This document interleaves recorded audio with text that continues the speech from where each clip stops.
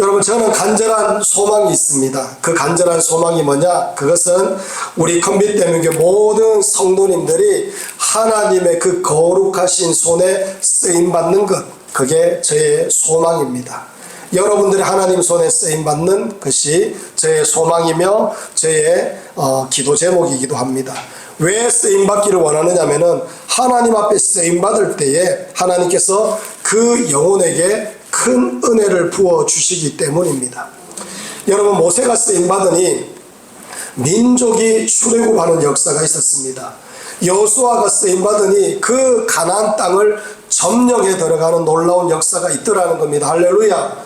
여러분, 아무것도 아닌 것 같은 에스더가 쓰임받으니 죽어가던 민족, 위기에 처한 민족이 살아나는 역사가 있더라는 겁니다. 할렐루야. 여러분, 하나님께 한 영혼이 쓰임받으면 그 쓰임받은 것으로 끝나지 않습니다. 그 영혼이 속한 교회, 그가 속한 가족뿐만 아니라 일가 친척뿐만 아니라 그가 속한 직장, 그가 속한 지역, 그가 속한 나라까지도 하나님의 은혜로 덮여지는 역사가 있게 되는 것입니다. 할렐루야. 그래서 저는 여러분들이 하나님 손에 귀하게 쓰임받기를 간절히 원합니다. 우리는 열방을 위하여 기도합니다. 그리고 민족을 위하여 기도합니다. 그리고 이 대구 땅을 바꾸기 위하여 하나님을 바라보며 믿음으로 기도하고 있습니다. 이렇게 큰 일을 하기 위해서는 여러분들 한 사람 한 사람이 하나님 앞에 쓰임받으면 이 일은 자연스럽게 이루어지는 일이 될 줄 믿습니다. 여러분, 우리 교회가 연약한 교회이기도 하고 그리고 개척교회이기도 하고 그렇다라고 생각할 수도 있을 것 같습니다. 그러나 여러분, 세상에 하나님께서 쓰시는 놀라운 기적과 은혜의 역사는 원래 구석에서 시작합니다. 할렐루야. 변방에서 일어나는 역사가 있습니다. 할렐루야. 저와 여러분은 그 놀라운 은혜를 믿는 자들이 되기를 간절히 원합니다. 여러분, 이 대한민국에서 제일 예수님을 믿지 않는 이 대구 땅에서 제 친구가 서울에서 지금 목회를 하고 있는데 저를 다른 어떤 기관에다가 추천을 했습니다. 저를 추천할 때 뭐라고 기록했느냐면은 영적인 불모지인 대구에서 목회를 하고 있는, 이러면서 저의 그 앞에 그렇게 형용사를 붙이더라는 겁니다. 사랑하는 성도들, 그것처럼 이 대구가 사실 제일 믿지 않는 그런 지역입니다. 뿐만 아니라 그것도 제일 연약한 지역인 이 서구, 그것도 이 비산동, 원대동 이 일대에 있는 우리 컨빗 대명교회이지만은 하나님께서 은혜를 주시면 하나님께서 쓰실 줄 믿습니다. 할렐루야. 따라서 여러분과 저는 오늘 본문을 통하여 하나님께 우리가 어떻게 쓰임받아야 되는지를 함께 살펴보고자 원합니다. 이 말씀을 통하여 여러분과 제가 지금보다 더 하나님 앞에 힘있게 쓰임받는 하나님의 백성들이 되기를 간절히 축원합니다. 여러분, 오늘 본문을 잠시 먼저 소개하겠습니다. 이 본문은 우리가 너무나 잘 알고 있는 그런 내용입니다. 오병이어의 기적. 여러분, 사복음서에 다 기록되어져 있는 그런 기적입니다. 많은 사람들이 병을 고치고 기적을 일으키시는 예수님을 쫄쫄 따라왔습니다. 그리고 예수님께서 말씀을 전하시고 여러 가지 사역을 감당할 때에 그 옆에서 예수님을 바라보면서 오랫동안 기다리고 또 예수님을 소망하면서 함께 거하고 있던 사람들이 많았습니다. 그런데 이 사람들이 나중에 시간이 되어서 식사할 때가 되었는데, 밥을 먹을 때가 되었는데, 그때 이들이 그 들판에서 머물고 있었기 때문에 어디 가서 밥을 구할 수도 없었습니다. 그래서 예수님은 그들에게 한 어린아이가 가지고 있는 물고기 2마리와 보리떡 5개로 이 모든 사람들, 5,000명이나 되는 이 사람들을 배부르게 먹였다라는 것이 바로 이 기적의 내용입니다. 여러분, 오병이어의 기적을 살펴보면 예수님께서 기적을 일으키실 때에 특징이 쓰임받았고 헌신했던 사람들이 있다는 것을 우리가 발견하게 됩니다. 오늘은 그 사람들이 어떻게 쓰임받았는지 오늘 함께 살펴보며 여러분과 저도 우리 구주 예수님의 손에 귀하게 쓰임받는 그런 하나님의 백성들이 되기를 간절히 축원합니다. 그래서 여러분의 가정이 축복받고 우리 교회가 은혜가 넘치며 여러분이 가는 곳곳마다 하나님의 영광이 가득하기를 간절히 축원합니다.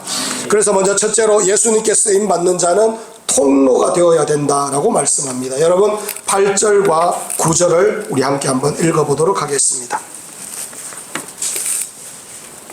자, 사랑하는 성도 여러분, 8절과 9절 말씀 읽겠습니다. 시작. 제자 중 하나 곧 시몬 베드로의 형제 안드레가 예수께 여짜오되 여기 한 아이가 있어 보리떡 5개와 물고기 2마리를 가지고 있나이다. 그러나 그것이 이 많은 사람에게 얼마나 되겠사옵나이까. 아멘. 여러분, 안드레가 여기 한 아이가 있습니다. 그리고 보리떡 5개와 물고기 2마리를 가지고 있습니다. 그러나 이것이 이 많은 사람들에게 얼마나 되겠습니까? 라고 하면서 정중하게 이 보리떡 5개와 물고기 2마리를 가지고 있는 이 아이를 예수님께로 데리고 가고 있습니다. 안드레가 그런 일을 하고 있습니다. 여러분, 이게 바로 주님 앞에 쓰임받는 비결인 것을 우리가 발견하게 됩니다. 안드레는 통로가 되었습니다. 아이가 보리떡 5개와 물고기 2마리를 자신이 먹으면 자기 자신 혼자 배부른 것으로 끝나게 되지만은 안드레가 아이를 예수님께로 데리고 가니 이 보리떡 5개와 물고기 2마리로 5,000명이나 먹는 놀라운 기적이 일어난 것입니다.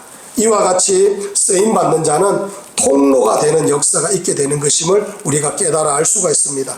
여러분, 안드레의 인생을 보면 한마디로 예수님께서 기적을 일으키실 때 통로가 되는 그런 역사를 이 안드레가 감당하였습니다.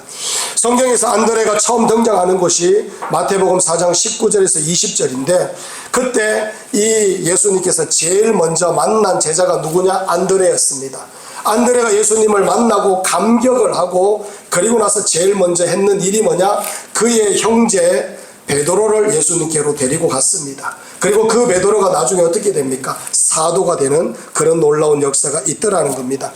여러분, 베드로를 데리고 가는 그 놀라운 일을 통하여서 하나님께서 쓰시는 통로로 쓰임받았던 안드레를 우리가 기억합니다. 여러분, 안드레가 처음으로 했던 사역은 그의 형 시몬 베드로를 데리고 왔는 건데 이것으로 그치는 것이 아니라 오늘 이 어린아이를 예수님께로 데리고 와서 그 어린아이를 통하여서 하나님의 영광이 드러나는 그런 통로로 쓰임받는 안드레의 모습을 보게 되는 것입니다. 사랑하는 성도 여러분, 이렇게 살펴본 대로 안드레는 특별하고 대단한 것을 가르쳤다라고 성경은 기록하지 않습니다. 대단한 능력을 행했다라고 말씀하지도 않습니다. 기록된 사실을 가만히 보면 안드레는 모든 문제마다 그저 통로가 되어서 예수님께 들고 간 것밖에 없다는 것을 우리가 발견하게 됩니다. 여러분, 안드레는 대책이 있는 사람이 아니었습니다. 해결책을 갖고 있는 사람도 아니었습니다. 그러나 그 모든 문제마다 주님 앞에 들고 나아가 주님 이렇습니다 라고 고백하니 주님께서 그 모습을 보시고 은혜를 내려주시고 기적을 허락하여 주시며 모든 것을 하나님의 은혜와 영광이 있도록 주님께서 바꾸어 주시는 그런 놀라운 역사가 있게 되는 것입니다. 할렐루야. 여러분, 그것이 쓰임받는 비결이고 해결책인 것을 주님께서 우리에게 말씀합니다. 사랑하는 성도 여러분, 6월 30일에는 우리 컨빗대명교회가 새생명 잔치가 있습니다. 이때 여러분과 제가 안드레가 되기를 간절히 원합니다. 여러분과 저는 영혼을 책임질래야 책임질 수가 없는 그런 연약한 존재들입니다. 다만 우리는 영혼을 할 수 있는 게 예수님께로 인도할 수 있습니다. 데리고 나올 수가 있다는 겁니다. 우리가 통로가 될 수가 있다는 겁니다. 여러분, 그 다음은 우리 구주 예수님께서 하실 겁니다. 예수님께서 믿을 자를 믿게 하시고 머물 자를 머물게 하시고 쓰임받을 자를 예수님께서 쓰시게 될 줄 믿습니다. 그러하니 여러분과 제가 안드레가 되어서 귀한 영혼을 예수님께로 인도하는 하나님의 백성들이 되기를 간절히 축원합니다. 또한 지금 우리나라가 위기입니다. 우리나라가 위기인 가장 큰 이유가 뭐냐? 사실 한국교회가 위기이기 때문에 이 대한민국이 위기입니다. 주일학교가 사라지고 있다가 아니라 주일학교가 지금 거의 대부분의 교회가 사라졌다라고 하는 그런 시대를 살고 있습니다. 젊은이는 떠나고 교회가 영적인 권세가 점점 시들어가고 있는 그런 모습입니다. 이러할 때 세상의 물결이 한국 교회를 그리고 한국을 집어삼키려고 달려들고 있는 그런 모습이 너무나 두드러지게 보이고 있습니다. 동성애를 합법화시키려고 하는 그런 국회의원이 얼마나 많은지 모릅니다. 여러분, 이 문이 열리면 음란의 물결이 한국 전체를 뒤덮게 될 것입니다. 노아의 홍수 전에, 심판 전에 사람들의 마음을 성경은 이렇게 말합니다. 뭐라고 하느냐면은 여호와께서 사람의 죄악이 세상에 가득함과 그의 마음으로 생각하는 모든 계획이 항상 악할 뿐임을 보시고, 지금 이 말씀 그대로 많은 사람들이, 대부분의 사람들이 악한 행위를 하며 악한 마음을 품으며 하나님 없다라고 하는 이 시대가 지금 우리 눈앞에 펼쳐지고 있습니다. 한국이 지금 이 길을 지금 걸어가고 있습니다. 뿐만 아니라 이 나라가 잘못된 사상이 올바른 사상을 지배하고 있는 모습으로 점차 바뀌어 가고 있습니다.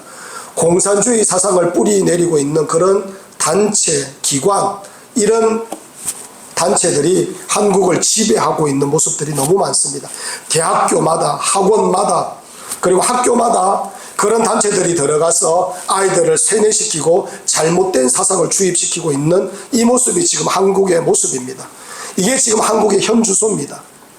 이때에 여러분과 저는 하나님 앞에 안드레처럼 통로가 되어야 될 줄 믿습니다. 나라를 위하여 기도해야 되고, 한국교회를 위하여 기도해야 되고, 예수님을 모르는 영혼들을 위해서도, 또 연약한 성도들을 위해서 여러분과 제가 통로가 되어서 하나님 앞에 기도하는 그런 하나님의 백성들이 되어야 될 줄 믿습니다. 여러분, 이 엄청난 일들 앞에 여러분과 제가 해결책이 있습니까? 우리는 해결책이 없습니다. 그러나 우리가 이런 위기에 통로가 되는 삶을 살 수는 있습니다. 하나님 아버지, 이런 어려움을 우리가 가지고 있습니다. 이런 아픔을 가지고 있습니다. 나라가 이렇게 위험합니다. 교회가 이렇게 무너져 내리고 있습니다. 우리는 그런 아픔을 가지고 주님 앞에 나아가 주님 살려주십시오라고 하며 통로가 되어서 하나님 앞에 부르질 수 있는 믿음의 권세를 가지고 있습니다. 하나님의 자녀된 권세를 우리가 가지고 있습니다. 그렇기 때문에 사랑하는 성도 여러분, 통로가 되어서 하나님 앞에 부르짖는, 하나님 앞에 매달리는, 하나님을 의지하는, 하나님을 소망하는 그런 하나님의 백성들이 되기를 간절히 축원합니다. 여러분과 제가 통로가 되면 하나님께서 하나님의 때에 역전시켜 주시며 하나님의 영광이 다시 깃들게 하여 주실 줄 믿습니다. 두 번째로, 하나님께 쓰임받는 자는 믿는 자가 되어야 됩니다. 여러분, 5절에서 7절까지 우리 함께 한번 읽어보도록 하겠습니다. 5절에서 7절까지 다 함께 한번 읽어볼까요? 시작. 예수께서 눈을 들어 큰 무리가 자기에게로 오는 것을 보시고 빌립에게 이르시되 우리가 어디서 떡을 사서 이 사람들을 먹이겠느냐 하시니, 이렇게 말씀하시면 친히 어떻게 하실지를 아시고 빌립을 시험하고자 하심이라. 빌립이 대답하되 각 사람으로 조금씩 받게 할지라도 200데나리온의 떡이 부족하리이다. 아멘. 여러분, 5절에서 7절을 읽어보면 예수님께서 빌립에게 질문을 합니다. 뭐라고 질문하느냐? 우리가 어디서 떡을 사서 이 사람들을 먹이겠느냐? 그렇게 질문을 했습니다.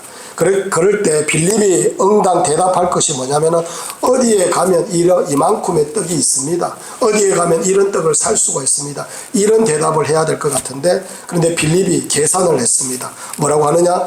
각 사람으로 조금씩 받게 할지라도 200데나리온의 떡이 부족하리이다. 그렇게 말합니다. 여러분, 한 데나리온이 한 사람이 열심히 일을 해서 하루 동안 받을 수 있는 그런 일당입니다. 그렇다면 한 데나리온이 10만 원이라고 치면 지금 2천만 원의 돈이 필요하다, 부족하다, 이런 말을 지금 빌립이 하고 있다는 겁니다. 여러분, 결국 빌립의 말이 하는 말의 의미가 뭐냐면은, 내가 계산해 보니까 절대로 이 많은 사람들을 먹일 수가 없습니다. 이게 바로 빌립의 결론이었습니다. 여러분, 우리도 마찬가지입니다. 하나님께서 우리에게 열방과 민족과 대구라는 사명을 주셨다면 계산하기 시작하면 우리는 결국 못합니다. 계산하면 아무것도 이루어지지 않습니다. 하나님의 일은 희한합니다. 계산하면 답이 나오지 않아요. 여러분, 계산해 본 적이 있습니까?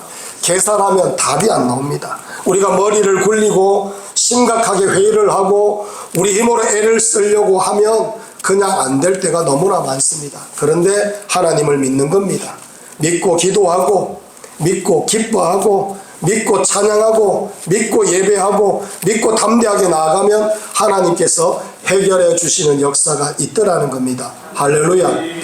여러분, 우리 교회를 보면 성도님들이 꾸준히 모여가지고 급성장하려고 일어서려고 할 때마다 우리 교회는 어려움이 찾아왔습니다. 힘든 일들이 있더라고요. 또 성도님들이 아픔을 가지고 뭐 이렇게 어려움을 호소하는 그런 분들이 있더라는 겁니다. 사랑하는 성도 여러분, 그럴 때마다 하나님께서 우리에게 주시는 방법 중에 방법이 뭐냐? 그러한 것들 때문에 계산하고 고민하고 걱정하고 염려하면 거기서 멈추더라는 겁니다. 여러분, 우리는 하나님 바라보면서 나가야 됩니다. 하나님 바라보며 일어나야 됩니다. 하나님 바라보며 하나님 의지하며 주를 의지하며 걸음걸음 옮기며 나아가는 그런 하나님의 백성들이 되어야 될 줄 믿습니다.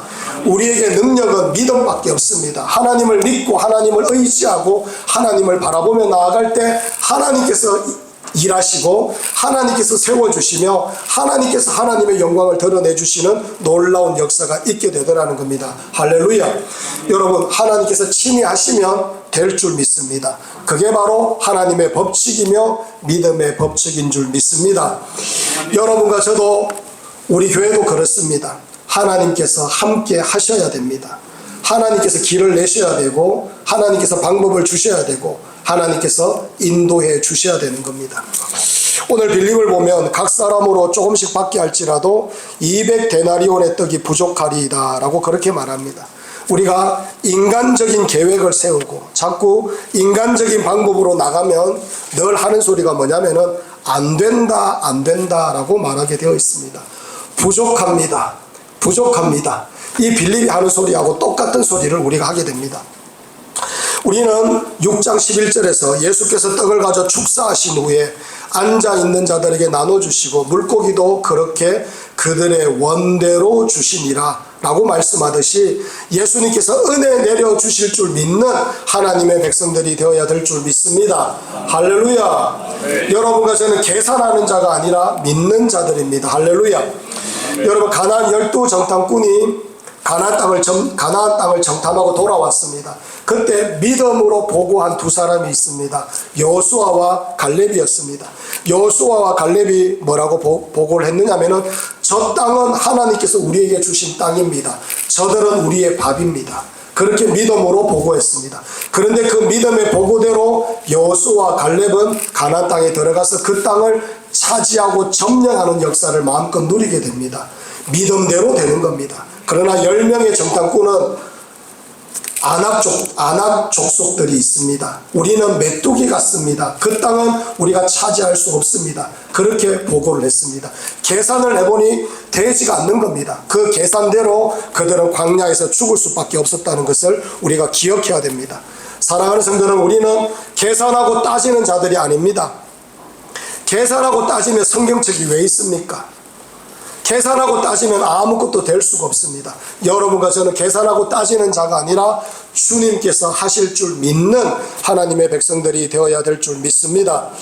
여러분, 빌립은 계산했지만 안드레는 주님을 믿었습니다. 그렇게 주님을 믿고 나아가니 어떤 역사가 있느냐? 6장 12절과 13절 말씀을 우리 함께 한번 읽어보도록 하겠습니다. 사랑하는 성도 여러분, 6장 12절과 13절 말씀 읽겠습니다. 시작. 그들이 배부른 후에 예수께서 제자들에게 이르시되 남은 조각을 거두고 버리는 것이 없게 하라 하심으로 이에 거두니 보리떡 5개로 먹고 남은 조각이 12바구니에 찼더라. 아멘.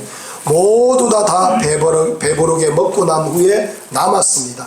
12바구니에 가득히 찰 정도로 남았다라고 말하고 있습니다. 사랑하는 성도는 우리 인생 가운데 하나님 앞에 풍성한 은혜를 누리는 방법이 뭐냐? 계산하지 않고 믿는 겁니다. 계산하지 않고 믿는 겁니다. 여러분과 저는 계산하는 자들이 아니라 믿고 주를 바라보며 나아갈 때 하나님께서 여러분들을 들어 쓰실 겁니다. 여러분을 통하여 하나님의 나라가 확장될 것이고 여러분의 가정이 변화될 것이고 여러분들이 가는 곳곳마다 하나님의 영광이 펼쳐지는 놀라운 역사가 있게 될 것입니다. 할렐루야. 여러분, 계산하지 말고 믿는 자들이 되기를 간절히 축원합니다. 셋째로, 하나님께 쓰임받는 자는 작은 것을 드릴 줄 압니다. 여러분 9절 말씀을 우리 함께 한번 읽어보도록 하겠습니다. 사랑하는 성도 여러분, 9절 말씀 읽겠습니다. 시작. 여기 한 아이가 있어 보리떡 5개와 물고기 2마리를 가지고 있나이다. 그러나 그것이 이 많은 사람에게 얼마나 되겠사옵나이까. 아멘. 여러분, 한 아이가 보리떡 5개와 물고기 2마리를 예수님께 내어놓았습니다. 여러분, 이게 무엇을 의미하느냐면은 하나님께서는 우리의 이 작은 헌신을 통하여 크게 역사하시고 일하신다는 걸 우리에게 말씀합니다. 보리떡 5개, 물고기 2마리, 어린아이의 것. 얼마나 보잘것없습니까? 아무도 주목하지 않습니다. 아무도 눈여겨보지 않습니다. 그런데 이 어린아이가 드리는 것을 통하여서 예수님께서 그 5,000명이나 되는 사람들을 먹였다라고 성경은 말씀하고 있습니다. 여러분, 작은 헌신을 통하여 하나님의 기적, 하나님의 역사가 일어난다는 것을 우리에게 말씀하고 있습니다. 할렐루야. 여러분, 작은 것을 드리시기 바랍니다. 이 세상에 작은 게 뭡니까? 여러분입니다. 여러분, 보잘것없고 아무도 주목하지 않고 연약하기 이를 데 없는 그런 우리들이지만은 우리를 하나님의 손에 맡기고 하나님 앞에 드리고 하나님을 바라보며 나아가면 하나님께서 연약한 우리들을 쓰셔서 하나님의 영광이 드러나도록 만들어 주실 겁니다.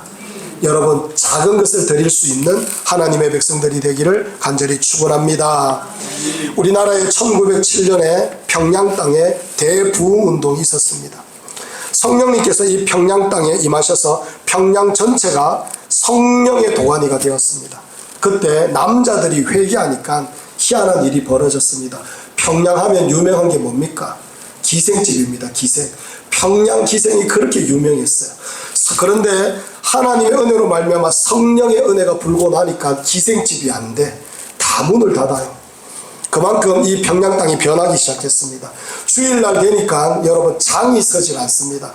평양에 옛날에 장이 서면 얼마나 큰지 모릅니다. 대단했다고 합니다. 그런데 주일날 장이 서지 않는 모습으로 바뀌어졌다는 겁니다. 왜? 전부 교회 가기 때문에.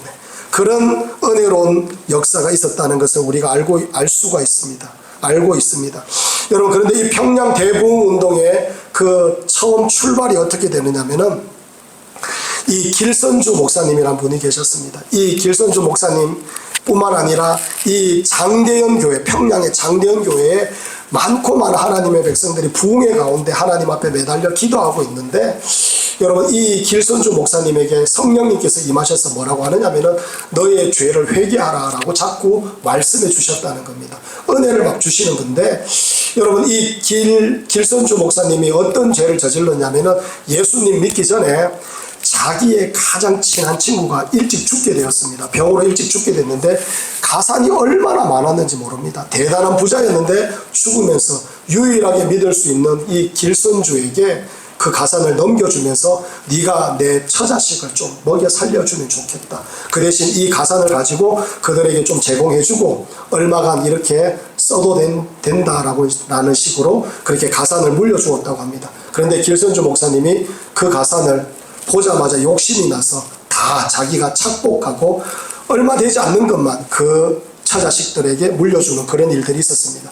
그때는 입을 싹 닫고 그러려니 하면서 살았는데 예수님을 믿게 되고 나중에는 목사님이 되고 은혜를 듬뿍 받으니까 그때 그 사건을 성령님께서 계속해서 지적하는 겁니다. 네가 회개해라, 회개해라. 그런 마음이 들었어. 그래서 많은 사람들이 예배 드리는 가운데 중앙에서 벌떡 일어나서 하나님께서 지금 나에게 은혜를 주셨어. 나의 죄를 자복합니다 라고 하면서 그 옛날에 그때 자기가 착복했던 것을 두고 하나님 앞에 회개하며 제가 이런 죄를 저질렀습니다. 제가 죽일 놈입니다. 저는 정말로 하나님 앞에 멸망받아 지옥 갈 수밖에 없는 그런 존재입니다. 그러면서 통곡하며 회개하는 역사가 있었습니다.